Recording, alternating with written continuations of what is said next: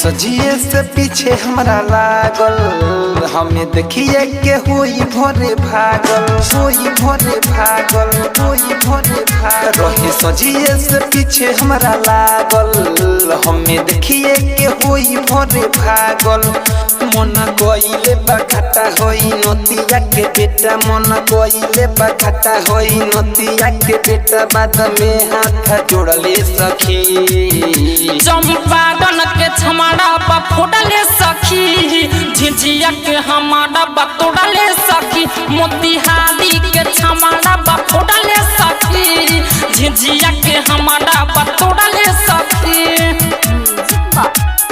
गोलू बाबू हमार मुधई के ओकरा के काहे ना पकड़ले हले, अनहरिए के माथे भागल हो।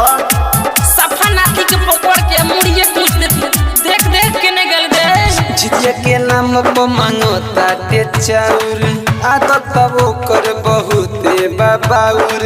तो को ना डर ओकरा बाटे करे जामे, मन करेला गोली मार देही भेजा में, मन करेला गोली मार देही भेजा में। झिझिया के नाम पर मांगता के चाउर, आदत वो कर बहुते नुबाउर।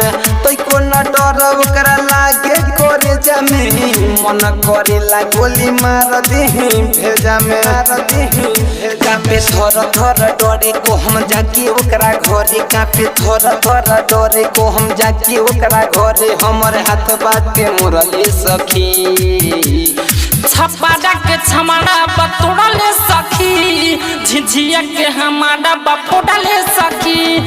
आगा के छमाड़ा बा तोड़ले सखी, झिझिया के हमारा बा फोड़ले सखी।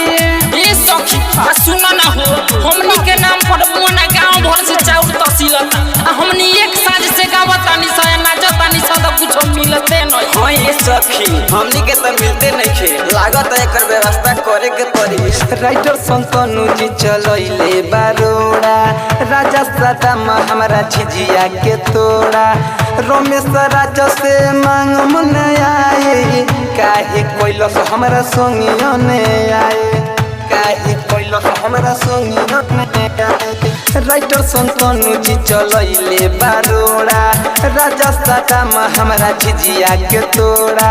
रमेश राजा से मांग मन आए, काहे कोइलस हमरा संगियो ने आए, संगियो ने आए। बाटे मोरिया जी के हाथ कोइले बाटे बड़ी घात, बासु बोधावा के हाथ कोइले बाटे बड़ी घात। सारा धाप पानी फेरले सखी, मोतिहारी के छमड़ा बा तोड़ले सखी, झिझिया के हमारा बा फोड़ले सखी। मोतिहारी के छमड़ा बा तोड़ले सखी, झिझिया के हमारा बा फोड़ले सखी। स्टूडियो मोटर चौक छावड़ा दाना।